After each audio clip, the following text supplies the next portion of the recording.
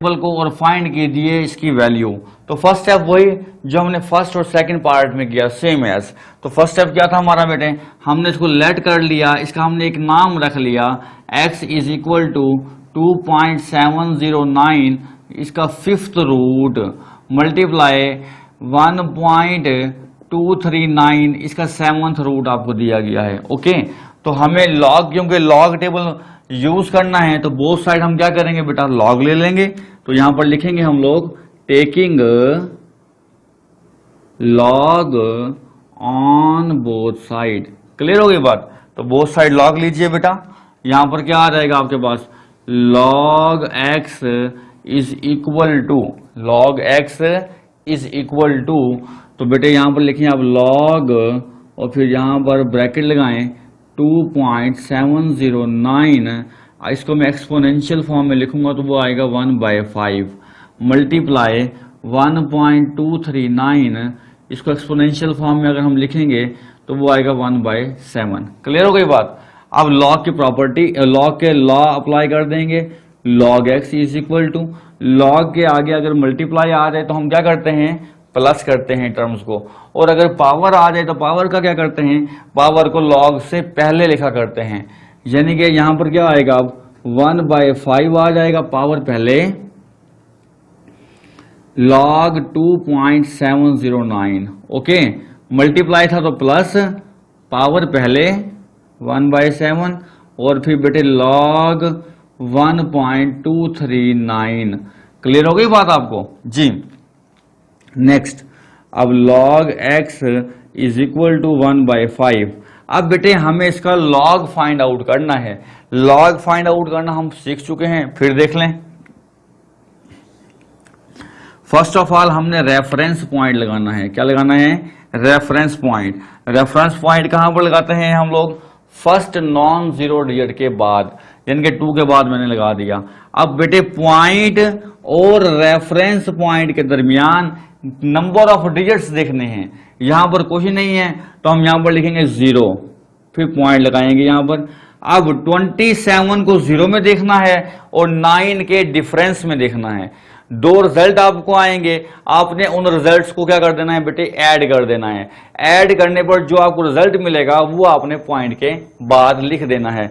तो बेटे आपके पास जो रिजल्ट आएगा, इनको ऐड करने पर वो आएगा 0.4328, 4328, ये आपको रिजल्ट मिल जाएगा, प्लस 1/7। अब आपने क्या करना है बेटा, वही काम करना है, रेफरेंस पॉइंट लगाना है। पहले लॉग देखने के लिए रेफरेंस पॉइंट और पॉइंट के दरमियान नंबर ऑफ डिजिट काउंट करने हैं। कोई डिजिट नहीं आ रहा तो 0 आ जाएगा, फिर पॉइंट लगाएं। अब 12 को 3 में और 9 के डिफरेंस में देखना है। 12 को 3 में और 9 के डिफरेंस में 2 रिजल्ट आएंगे, दोनों को आपने ऐड करना है। ऐड करने के बाद जो आंसर आएगा वो आपने पॉइंट के बाद लिख देना है। मैं बुक से देख लेता हूं अपने लॉग टेबल से कि क्या आंसर आ रहा है इसका बेटे। इनको ऐड करने पर आपके पास रिजल्ट मिलेगा 0.0931, यानी कि 0931 आपको इसका लॉग मिलेगा। क्लियर हो गई बात? अब क्या करना है आपने बेटा, log x is equal to, इस टर्म को 5 पर डिवाइड कीजिए अपने कैलकुलेटर पर, देखें क्या रिजल्ट आता है। जैसे ही आपने 5 पर डिवाइड करना है तो रिजल्ट आएगा आपके पास 0.0866। ठीक हो गया, प्लस अब आपने इस टर्म को 7 पर डिवाइड कर देना है। 7 पर डिवाइड करने के बाद आपके पास रिजल्ट आएगा 0.0133। ठीक है, इस टर्म को 7 पे डिवाइड किया, ये रिजल्ट, इस टर्म को 5 पे डिवाइड किया, ये रिजल्ट। अब बेटे इन दोनों टर्म्स को आप ऐड कर लें, तो log x is equal to, इन दोनों टर्म्स को अपने कैलकुलेटर पर आप ऐड कर लें बेटे, तो आपके पास रिजल्ट आएगा 0.0999। खत्म करने के लिए हम लोग क्या करेंगे, एंटी लॉग लेंगे। तो यहां पर लिख दें आप लोग taking anti log on both side. तो बेटा एंटी लॉग ले लें आप लोग, anti log into log x is equal to anti log into 0.0999।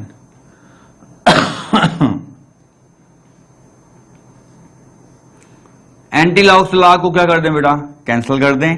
अब हमें इस नंबर का, इस टर्म का क्या चाहिए, एंटी लॉग चाहिए। एंटी लॉग हमेशा पॉइंट के बाद वाली टर्म्स का लिया जाता है जी। पॉइंट के बाद क्या है 0999, तो आपने क्या करना है 0.09 को 9 में 9 के डिफरेंस में जाकर देखना है और दो रिजल्ट को आएंगे, दोनों को आपने ऐड करना है। तो आपके पास जो आंसर आएगा वो आपने लिख देना है। तो बेटे आपके पास जो आंसर आएगा वो आएगा 1259, 1259। तो बेटे ये तो हमने किया पॉइंट के बाद वाले को सॉल्व, तो पॉइंट से पहले वाला भी तो सॉल्व करना है ना। तो आपने क्या करना है, रेफरेंस पॉइंट लगा देना है पहले, और यहां पर देखना है क्या लिखा हुआ है 0, तो पॉइंट आपने इसी रेफरेंस पॉइंट के ऊपर ही लगाना है। ये बेटे आपका क्या होगा, ये आपका रिजल्ट होगा। अब हमारे फर्स्ट 4 पार्ट सॉल्व हो चुके हैं, अब हम 5th पार्ट की तरफ चल रहे हैं। मोस्ट इंपॉर्टेंट पार्ट है 5th पार्ट, इंपॉर्टेंट पार्ट है। इसका हर एक पार्ट ही इंपॉर्टेंट है वैसे तो, लेकिन इसे थोड़ा फोकस कीजिएगा क्योंकि हमें इस सवाल में 1 स्टेप या 2 स्टेप नया समझने को मिलेंगे। चलते हैं अब हम 5th